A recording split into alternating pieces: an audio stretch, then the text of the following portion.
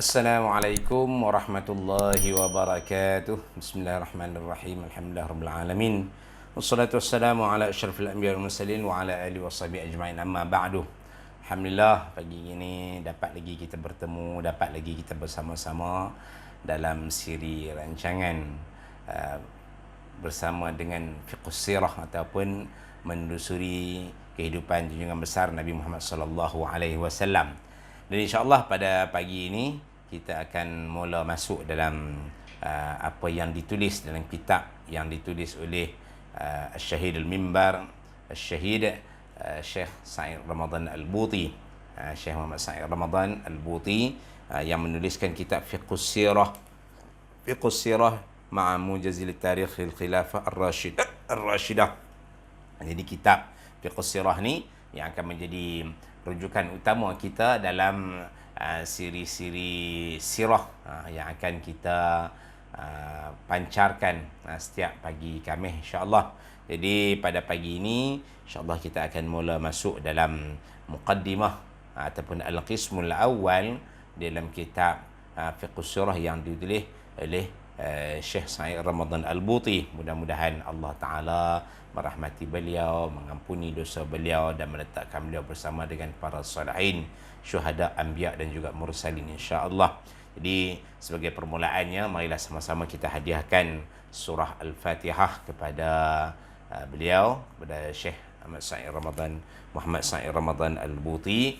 Mudah-mudahan Allah Ta'ala rahmati ruh beliau insya-Allah. Al-Fatihah. أعوذ بالله من الشيطان الرجيم بسم الله الرحمن الرحيم الحمد لله رب العالمين الرحمن الرحيم مالك يوم الدين إياك نعبد وإياك نستعين اهدنا الصراط المستقيم صراط الذين أنعمت عليهم غير المغضوب عليهم ولا الضالين آمين.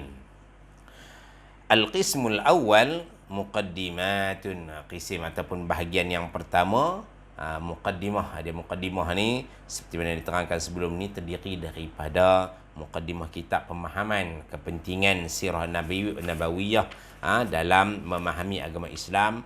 Kemudian disebutkan juga dalam muqaddimah ini cerita kehidupan kenabian dan bagaimana perkembangan pembelajarannya. Jadi macam mana ditulis sirah ini dan juga apakah kepentingannya lagi untuk kita fahami khususnya pada umat pada hari ini. Apa yang perlu kita fahami lagi daripada sirah an-nabawiyah. Kemudian disebutkan juga kenapa Allah Subhanahu Wa Taala memilih bumi Arab, jazirah Arab, rahsia di sebalik pemilihan semenanjung Arab sebagai tempat permulaan Islam. Nanti insya-Allah bila mana kita faham benda-benda macam ni di muqaddimah ini, insya-Allah kita akan memahami sirah itu dengan lebih dalam dan juga membawa pemahaman kita berkenaan dengan agama Islam tu akan jadi lebih sempurna. Ini kepentingan dan juga kebaikan sirah an-nabawiyah. Selepas pada itulah barulah Syekh Sa'id Ramadan Al-Buti masuk kepada perbincangan yang pertama berkenaan dengan Nabi Muhammad berserta dengan hubungan dakwahnya dengan agama-agama lain. Dia akan sebut lagi lah, masih lagi dalam muqaddimah, tak silap ana ni dalam muqaddimah yang akan menyebutkan berkenaan dengan dalam muqaddimah rahsia pemilihan jazirah Arab dan juga dakwah, apakah hubungan dakwah Nabi beserta dengan agama-agama lain yang lain, Islam, Kristian dan juga Yahudi, apakah kaitannya dengan agama-agama yang lain. Kemudian barulah kita masuk bahagian yang kedua, kelahiran Nabi SAW. Jadi insya-Allah dalam beberapa siri awal ni kita akan tengok dulu, kita akan kaji dulu, kita akan baca dulu muqaddimah daripada bahagian yang pertama yang ditulis oleh Syekh Sa'id Ramadan Al-Buti. Ana menggunakan kitab Fiqhus Sirah, ceritakan daripada Darussalam Litiba'ah wa Nashr wa Tawdhi' wa Terjemah. Kitab pustaka Darussalam, tapi bukan Darussalam Malaysia punya, Darussalam Syariah Azhar. Mungkinlah di Mesir ni. Biasanya kitab ni dicetak pertamanya di Darfikir Damsyik Syria, dan diulang cetak oleh maktabah yang lain, dari yang lain di Mesir ada, di Lebanon ada, di Malaysia anda tak pasti dia dicetak dalam versi Arab, tapi dalam versi Melayu banyaklah diterjemahkan dalam bahasa Melayu. Jadi bolehlah tuan-tuan, puan-puan boleh semak balik. Kalau kata mudah carinya, kitab ni lah yang dicetak oleh Dewan Pustaka Fajar, Fiqhus Sirah. Dia ada 3 jilid. Kita akan lalui satu persatu sampailah khatam insya-Allah dalam siri Sirah An-Nabawiyah tiap-tiap pagi Khamis di channel saudara Syamsul Dabat insya-Allah. Al-Muqaddimah, qismul awal muqaddimatu. Bahagian yang pertama membicarakan berkenaan dengan muqaddimah. 4 perkara tadi disebutkan dalam muqaddimah ini. Dan yang pertama sekali dibicarakan berkenaan dengan ahamiyatus siratin nabawiyyati fi fahmil Islam. Kepentingan sirah dalam memahami agama Islam. Kita nak faham macam mana sirah an-nabawiyah ni dalam memahami agama Islam. Kita nak tahu macam mana dia punya sampai ke tahap mana. Berapa pentingnya sirah ni dalam kita nak mempraktikkan agama Islam dalam kehidupan kita. Dan kita nak faham Al-Quran dan hadis tu macam mana. Jadi kita tengok dalam sirah an-nabawiyah.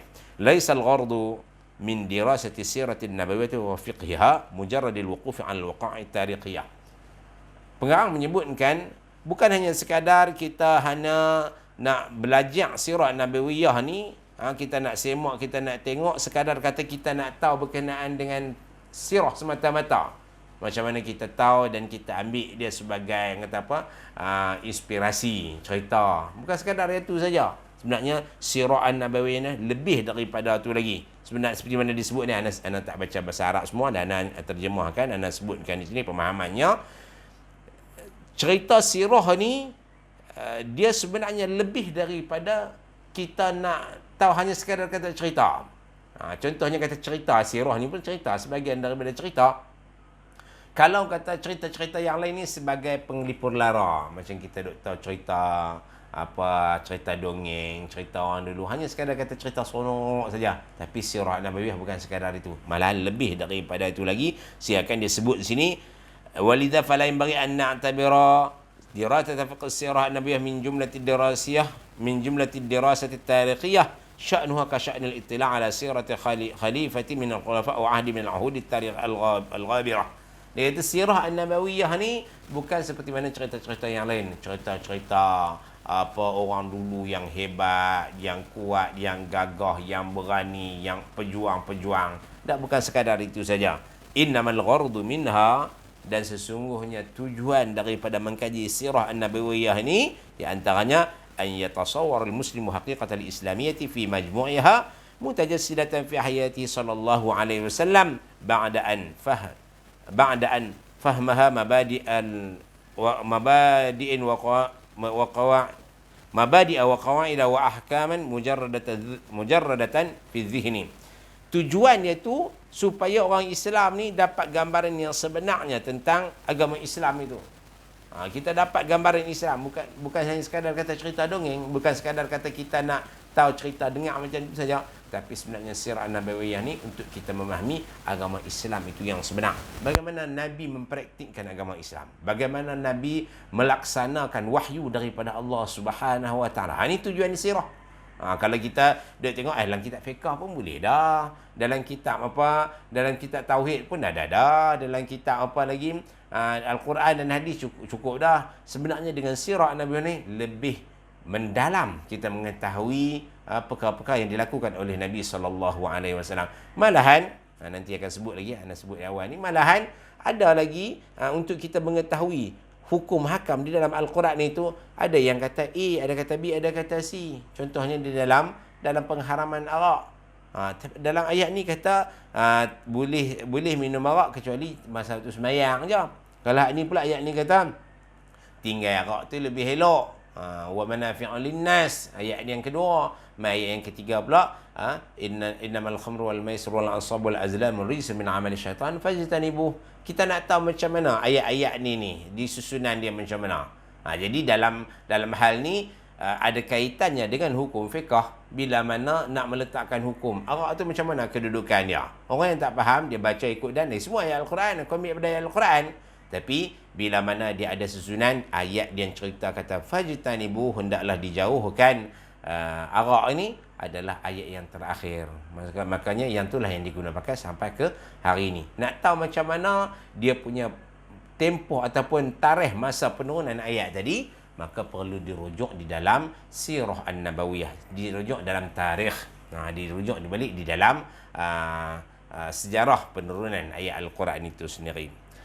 Kemudian pengarang menyebutkan lagi ayat inna dirasat as-siratin nabawiyyati laysat siwa amalin tatbiqiyyin yuradu biha tajsid al-haqiqah al-islamiyyah kamilah fi mithliha fi mathaliha al-a'la Muhammad sallallahu alaihi wasallam. Dan sirah an-nabawiyah ni bukan hanya sekadar kata kita nak mengetahui tentang kehidupan Nabi semata-mata. Malahan kita nak lebih daripada itu lagi, kerana kita nak tahu hukum hakam. Daripada diri Nabi itu pun ada contoh tauladan yang baiklah, cantiklah. Malahan kita nak lebih daripada itu lagi. Wa idza arna an nujriya hadha al-ghard wa nusannif ajza'ahu fa inna min al-mumkin hasra fi al-ahdaf at-tafsiliyah at-taliyah. Maka pengarang Syekh Sa'id Ramadan Al-Buti rahimahullah mendatangkan beberapa poin yang boleh kita ambil sebagai panduan kepada kita. Ada 5 perkara, 5 poin yang didatangkan oleh Syekh Sa'id Ramadan Al-Buti. Yang pertama, fahmu syakhsiyat Rasul sallallahu alaihi wasallam an-nabawiyyah min khilal hayatihi wa dhurufihi allati 'asha fiha lita'akkudi min anna Muhammadan sallallahu alaihi wasallam lam yakun mujarrad abqariyyin samat bihi abqariyatuhu baina qaumih walakinahu qabla dhalika rasulun ayyadahu Allah biwahyin min 'indihi wa taufiqin min ladunhu. Jadi pertama sekali kita nak memahami daripada sirah an-nabawiyah, nak tahu peribadi Rasulullah sallallahu alaihi wasallam tu. Jadi dalam kehidupannya, bagaimana dia melaksanakan kehidupan seharian, kita nak kenal Nabi sallallahu alaihi wasallam. Kerana Nabi itu adalah contoh tauladan yang baik. Dan bukan sekadar kita nak mengetahui bahawa Nabi itu seorang yang hebat. Bukan takat itu saja. Di antara kaumnya. Bukan kita hanya sekadar kita nak mengetahui bahawa Nabi itu seorang yang abqari, geliga, cerdik di kalangan hambanya, di kalangan kaumnya. Malahan dia adalah seorang yang diberikan oleh Allah Subhanahu Wa Taala wahyu. Allah Taala berikan turun kepadanya wahyu untuk menjadi panduan kepada kita semua. Itu yang pertama. Dan yang kedua, ayyajid al-insanu baina yadayhi suratun lil mathalil a'la fi kulli sya'ni min syu'unil hayatil fadilah kay yaj'alu minha dusturan yatamassaku bihi wa yasiru alayhi. Wala raiba anna al-insana mahma bahthin عن مثل الأعلى في ناحية من نواحي الحياة فإنه واجد كل ذلك في حياة الرسول صلى الله عليه وسلم على أعظم ما يكون من الوضوح والكمال. Jadi di sisi yang kedua pula, kita nak mengetahui tentang Nabi itu sendiri, gambaran tentang contoh tauladan yang mulia. Nabi diberikan wahyu kepadanya dan dipandu kehidupan dia. Maka kita nak tengok macam mana Nabi ini melaksanakan kehidupan seharian, maka dijadikan contoh dalam tauladan, contoh tauladan dalam kehidupan kita. Dan kerana perkara tersebut Allah Subhanahu Wa Taala berfirman menceritakan tentang contoh tauladan yang diberikan kepada Rasulullah SAW, bila mana Allah Taala berfirman dalam surah Al-Ahzab, laqad kana lakum fi Rasulillahi uswatun hasanah. Laqad kana lakum fi Rasulillahi uswatun hasanah. Sungguhnya pada diri Rasulullah SAW itu adalah contoh tauladan yang baik. Jadi kita nak tahu macam mana contoh tauladan yang baik ini, maka ikutilah sirah an-nabawiyah. Dan yang ketiga, an yajid al-insanu fi dirasati siratihi alaihi salatu wassalam ma yu'inuhu ala fahmi kitabillahi ta'ala wa tadhuqu ruhahu wa maqasidahu. Jadi bila mana kita mempelajari sirah an-nabawiyah, maka sirah tadi akan membantu kita dalam memahami kitabullah dan juga merasai ruh kitabullah tadi. Kita nak faham kitabullah, kita nak tahu ayat ni macam mana, cerita ni macam mana. dalam Al-Quran didatangkan, adanya ketikanya didatangkan doa, ada ketika diceritakan berkenaan dengan hukum hakam, ada ketika diceritakan berkenaan dengan umat-umat terdahulu. Jadi bila mana mai saja sirah an-nabawiyah ni, kita baca Al-Quran ni, kita akan rasa zauq dia, kita akan rasa kemanisan Al-Quran, memahami Al-Quran tadi dengan sebenarnya. إذ إن كثيرا من الآيات القرآن إنما تفسرها وتجليها الأحداث التي مرت برسول الله صلى الله عليه وسلم ومواقفه منها. Jadi ayat Al-Quran tadi disebutkan, diturunkan, diceritakan bersesuaian dengan sirah an-nabawiyah. Ketikanya berlaku peristiwa ni dalam kehidupan Rasulullah SAW, maka Allah Ta'ala turunkan ayat. Allah Ta'ala ceritakan, Allah Ta'ala sebutkan ayat Al-Quran, cerita-ceritanya ni menguatkan lagi pemahaman para sahabat berkenaan dengan satu-satu perkara. Jadinya dengan sirah an-nabawiyah kita dapat memahami Al-Quran itu dengan lebih sempurna. Dan yang keempat, an yatajamma'a ladal muslimi min khilali dirasati sirati sallallahu alaihi wasallam akbar qadrin min al-thaqafati wal ma'arif al-islamiyyah as-sahihah sawa'un ma kana minha muta'alliqan bil 'aqidah بالعقيدة والأحكام والأخلاق إذ لا ريب أن حياته عليه الصلاة والسلام إنما هي صورة مجسدة نيرة لمجموع مبادئ الإسلام وأحكامه. Yang keempatnya, bahawa berkumpullah di yatajamma'u ladal muslimi min khilal, di ketika mana kita mempelajari sirah an-nabawiyah tadi, maka kita mengumpulkan, meletakkan, mengambil input yang banyak untuk kita memahami dasar-dasar di dalam agama Islam. Di antaranya, bila mana kita mempelajari sirah an-nabawiyah, pada ketikanya ada bersangkutan dengan akidah. Masa di awal-awal, kalau kita tengok balik semak dalam sirah an-nabawiyah, di awal-awal kerasulan, pengutusan baginda Nabi SAW di Madinah, di Makkahul Mukarramah, maka Nabi menekankan berkenaan dengan akidah. Di situ kita nampak macam mana penerapan akidah yang sebenar yang dilakukan oleh Rasulullah SAW.